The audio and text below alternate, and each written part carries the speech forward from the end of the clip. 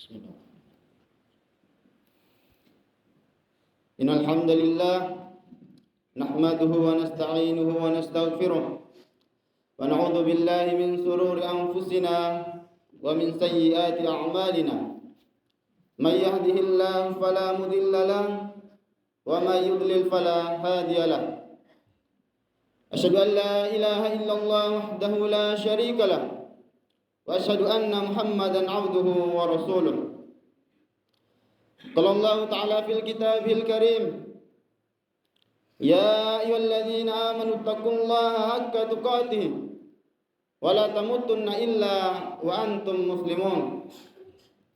Ya ayyuhan nasu taqu rabbakumul ladzi khalaqakum min nafsin wahidah wa khalaqa minha zawjaha wa bassa minhuma rijalan katsiran wa nisaa'a. Wattaqullaha alladzi tasaaluna bihi wal arham, innallaha kana 'alaikum raqiba. Ya ayyuhalladzina amanu taqullaha wa qulu qawlan sadida yuslih lakum a'malakum wa yaghfir lakum dhunubakum wa may yuti'illaha wa rasulahu faqad faza fawzan 'azima. Amma ba'd, fa inna asdaqal hadits kitabullah wa khairal hadi hadi Muhammadin sallallahu alaihi wasallam wa syarrul umuri muhdatsatuha wa kullu muhdatsatin bid'ah wa kullu bid'atin dhalalah wa kullu dhalalatin finnar. Sesungguhnya sebenar-benar perkataan adalah kitabullah, yaitu Al-Qur'an. Sebaik-baik petunjuk adalah petunjuk Muhammad sallallahu alaihi wasallam. Sejelek-jelek perkara adalah perkara baru yang diada-adakan dalam urusan agama. Setiap perkara baru yang diada-adakan dalam urusan agama itu adalah bid'ah. Setiap kebid'ahan adalah sesat, dan setiap kesesatan tempatnya di neraka. Ma'asyiral muslimin rahimani wa rahimakumullah. Pertama-tama, mari kita panjatkan puji syukur kehadirat Allah Subhanahu wa taala, karena hanya dengan rahmat dan karunia-Nya kita semua masih diberikan kesempatan untuk berkumpul di masjid yang mulia ini guna untuk melaksanakan kewajiban kita sebagai seorang muslim, yaitu salat Jumat secara berjamaah. Kemudian salawat serta salam semoga senantiasa kita aturkan kepada baginda Nabiullah Nabi Muhammad sallallahu alaihi wasallam beserta keluarga, sahabat, kerabat dan seluruh pengikutnya. Semoga kelak di yaumil akhir nanti kita semua dikehendaki oleh Allah Azza wa Jalla untuk mendapatkan syafaat dari beliau. Amin, amin ya rabbal alamin. Ma'asyiral muslimin rahimani wa rahimakumullah. Pada kesempatan yang mulia ini, izinkanlah khatib untuk menyampaikan khutbah dengan tema menjaga kesucian masjid dan kekhusyukan salat. Namun sebelum menyampaikan isi khutbah, khatib ingin menekankan bahwa pada penyampaian isi khutbah ini khatib tidak bermaksud untuk menggurui atau merasa diri lebih pintar serta lebih baik daripada jemaah sekalian. Karena sejatinya khatib hanyalah manusia biasa yang tidak sempurna, yang tentunya penuh dengan khilaf dan dosa. Ma'asyiral muslimin rahimani wa rahimakumullah. Masjid adalah rumah Allah Azza wa Jalla, merupakan tempat yang paling mulia di muka bumi ini. Masjid merupakan tempat di mana kita menundukkan diri dalam beribadah dan tempat di mana kita bersujud kepada Allah Azza wa Jalla. Karena itu, masjid sudah sepatutnya kita jaga kesucian dan juga kehormatannya, agar kita dapat beribadah dengan tenang dan khusyuk kepada Allah Azza wa Jalla dan juga meraih kemuliaan di sisi Allah Azza wa Jalla. Sebagaimana hadis yang diriwayatkan oleh Al-Bazzar menyebutkan bahwa Rasulullah sallallahu alaihi wasallam bersabda, "Al-masajidu buyutullahi fil ard, wa innahu haqqan 'ala Allahi ay yukrima man zara fiha." Yang artinya masjid adalah rumah-rumah Allah di bumi, dan sungguh sudah menjadi hak Allah untuk memuliakan orang-orang yang mengunjunginya. Memasuki masjid yang merupakan rumah Allah Azza wa Jalla adalah sebuah ibadah yang sangat mulia.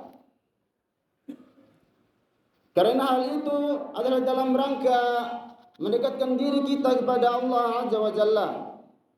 Baik itu dengan cara salat, berzikir, membaca Al-Quran, atau ibadah-ibadah lainnya.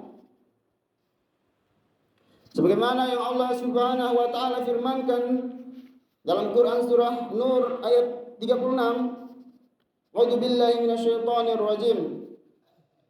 Fi buyutin adinallah an turfa wa yuzkar fiha ismuhu yusabbihu lahu fiha bil ghudwi wal asal." Yang artinya, bertasbihlah kepada Allah di masjid-masjid yang telah diperintahkan untuk dimuliakannya, dan disebut namanya di dalamnya pada waktu pagi dan pada waktu petang. Oleh karena itu, ketika kita hendak ingin memasuki masjid yang merupakan tempat yang paling mulia dan juga rumah Allah Azza wa Jalla, sudah seharusnya bagi kita untuk memperhatikan dan mempersiapkan diri dalam keadaan yang pantas dan layak dengan adab-adab yang telah disyariatkan dalam agama kita. Misalnya, yaitu dengan berpakaian yang suci, bersih, dan juga wangi. Tidak bau badan, tidak bau mulut, ataupun tidak bau ketiak dan lain semisalnya. Selain bertujuan untuk menghormati kesucian masjid, memperhatikan aroma tubuh kita juga sangat penting apabila kita hendak menuju masjid dan ingin melaksanakan sholat berjamaah. Bisa jadi seseorang tidak sadar bahwa tubuhnya mengeluarkan aroma yang tidak sedap, akan tetapi orang di sekitarnya dapat merasakan aroma tersebut. Misalnya bau keringat, bau pakaian, bau ketiak, maupun bau mulutnya. Hal ini tentunya akan sangat mengganggu kekhusyukan ibadah orang di sekitarnya. Sebagaimana Rasulullah SAW bersabda, "Man akala summan aw basalla falyatazilna aw liyatazilni masjidana." Yang artinya, barang siapa yang makan bawang putih atau bawang merah, maka hendaklah ia menjauhi kami atau menjauhi masjid kami. Hadis riwayat Bukhari dan Muslim. Ma'asyiral muslimin rahimani wa rahimakumullah. Hadis ini secara umum menjelaskan bahwa siapapun yang menimbulkan bau yang tidak sedap yang bisa mengganggu kekhusyukan orang sholat, maka harus dijauhkan dari masjid. Mungkin kita juga bingung dan juga bertanya, mengapa dalam hadis ini Rasulullah SAW itu memberikan perumpamaan makan bawang merah atau bawang putih? Jawabannya yaitu karena pada masa Nabi SAW atau pada masa dahulu itu, bawang merah dan juga bawang putih biasanya dimakan mentah, sehingga siapapun yang memakan bawang merah atau bawang putih tersebut akan membuat aroma mulutnya berbau sangat tajam. Para ulama sepakat bahwa hadis tersebut mencakup segala sesuatu yang menimbulkan aroma yang tidak sedap, bukan hanya terbatas pada bawang merah atau bawang putih saja. Sebagaimana mengutip perkataan dari Syekh bin Baz rahimahullah, seorang ulama Saudi, beliau menjelaskan, dan segala sesuatu yang memiliki aroma tidak enak, maka hukumnya sama dengan bawang putih atau bawang merah. Seperti perokok dan siapapun yang ketiaknya mengeluarkan bau busuk, atau semisalnya yang menyakiti teman duduknya, maka ia dibenci untuk sholat berjamaah sampai ia menggunakan sesuatu untuk dapat menghilangkan aroma tersebut. Ma'asyiral muslimin rahimani wa rahimakumullah. Namun ironisnya, di tengah-tengah kita masih ada saja atau bahkan banyak kaum muslimin yang dengan sengaja melakukan sesuatu hal yang seharusnya itu tidak pantas. Masih banyak sebagian kaum muslimin yang dengan sengaja merokok bahkan sesaat sebelum melaksanakan sholat berjamaah. Seharusnya mereka tahu dan menyadari bahwa asap rokok yang merekat pada pakaian dan mulut mereka sangat mengganggu jamaah yang ada di sekitarnya. Tentunya perbuatan seperti ini harus kita ubah, karena memang perbuatan seperti ini tidak hanya berdampak pada diri mereka sendiri saja, tetapi berdampak juga pada orang lain yang sedang beribadah di sekitar mereka. Ma'asyiral muslimin rahimani wa rahimakumullah. Coba kita renungkan bersama. Jika kita hendak diundang oleh wali kota atau bupati atau pejabat lainnya, maka tentunya kita akan berusaha untuk mengenakan pakaian yang terbaik, menggunakan pakaian bersih, rapi, dan juga memakai wewangian. Dan juga apabila kita hendak menghadiri acara-acara pernikahan atau acara lainnya yang diadakan oleh keluarga kita, tentunya kita akan berusaha untuk datang dengan pakaian yang rapi dan sopan. Namun mengapa ironisnya kita ketika datang menghadap Allah Azza wa Jalla yang merupakan Tuhan kita, yang telah kita akui bahwa Allah Azza wa Jalla adalah Tuhan kita, mengapa kita masih datang dengan keadaan yang buruk, datang dalam keadaan bau badan, bau mulut, bau rokok, atau bahkan bau ketiak? Kalau hanya untuk manusia saja kita berusaha untuk tampil sopan, mengapa ketika menghadap Allah Azza wa Jalla kita hanya berpenampilan pas-pasan saja? Ma'asyiral muslimin rahimani wa rahimakumullah. Oleh karena itu,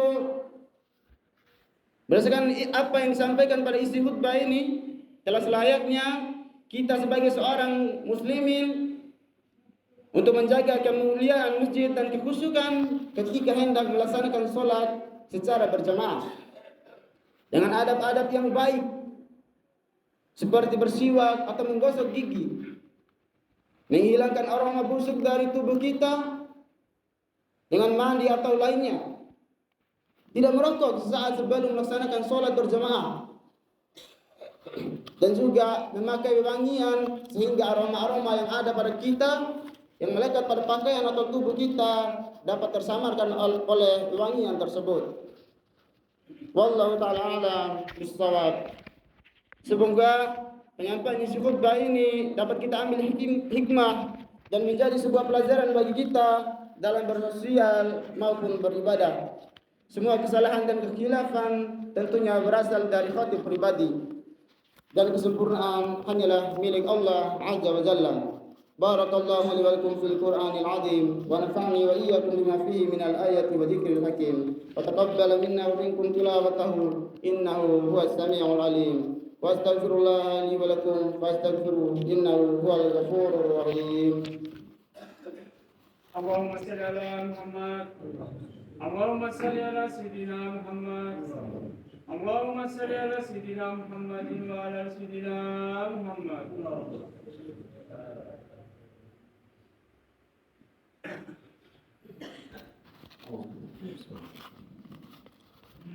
Alhamdulillah wa kafa wa salli wa sallama ala Muhammadil Mustafa wa ala alihi وأصحابه أهل الوفاء. أشهد أن لا إله إلا الله وحده لا شريك له وأشهد أن محمدا عبده ورسوله. فيا أيها المسلمون أوصيكم ونفسي بتقوى الله العلي العظيم. واعلموا أن الله أمركم بأمر عظيم، أمركم بالصلاة والسلام على نبي الكريم، فقال إن الله وملائكته يصلون على النبي يا أيها الذين آمنوا صلوا عليه وسلموا تسليما. اللهم صل على محمد وعلى آل محمد كما صليت على إبراهيم وعلى آل إبراهيم إنك حميد مجيد، وبارك على محمد وعلى آل محمد كما باركت على إبراهيم وعلى آل إبراهيم إنك حميد مجيد. اللهم اغفر للمسلمين والمسلمات والمؤمنين والمؤمنات الأحياء منهم والأموات إنك سميع قريب مجيب دعوة. اللهم إنا نسألك الهدى والتقى والعفاف والغنى. اللهم اكفنا بحلالك عن حرامك واغننا بفضلك عمن سواك. اللهم إنا نعوذ بك من عذاب جهنم ومن عذاب القبر ومن فتنة المحيا والممات ومن شر فتنة المسيح الدجال. اللهم انصر إخواننا المسلمين في فلسطين. اللهم انصر المستضعفين من المؤمنين والمجاهدين في فلسطين. اللهم حرر المسجد الأقصى المبارك من أيدي الكفار. ربنا آتنا في الدنيا حسنة وفي الآخرة حسنة وقنا عذاب النار. عباد الله، إن الله يأمركم بالعدل والإحسان وينهى عن الفحشاء والمنكر يعظكم لعلكم تذكرون. واذكركم يذكركم واشكروا على نعمه يزدكم ولا ذكر الله أكبر والله يعلم ما تصنعون.